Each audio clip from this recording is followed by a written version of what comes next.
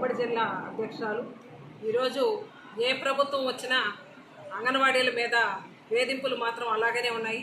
కాబట్టి గత ప్రభుత్వం చేసిన తప్పులు ఈ ప్రభుత్వం చేయకూడదనేసి మేము కోరుతున్నాము. ఎందుకంటే దాదాపు 42 రోజులు సమ్మెకాలంలో ఇదే గవర్నమెంట్ వచ్చి మేము ఏ రకమైన ఇబ్బందులు కలిగించము, మీకు అన్ని రకాల మీకు చాలా కష్టం ఉన్నది, చాలా పనులు చేస్తున్నారు, చాలా జీతం పెంచాల్సిన అవసరం ఉంది అనేసి ఇచ్చిన హామీలన్నింటినీ గ్రాడ్యుయేటీ అయితే ఏమి అన్నీ కూడా పెంచుతానన్నారు.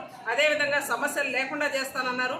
కానీ కింద స్థాయిలో గ్రామాలలో చూస్తే అంగన్వాడీ వర్కర్ల మీద వేధింపులు ఎక్కువగా ఉన్నాయి. ఈ వేధింపులు మానుకోవాలనేసి ప్రభుత్వానికి ఇదిస్తూ, ఇంకొకటి ఏంటంటే వెంటనే మన ప్రభుత్వానికి రాకముందు ఇచ్చిన హామీలన్నీ కూడా ఈ ప్రభుత్వం నెరవేర్చాలనేసి, అదేవిధంగా మినీలు మెయిన్ చేయాలనేసి, అంగన్వాడీ వర్కర్లకి చాలా పని ఒత్తిడి ఉంది.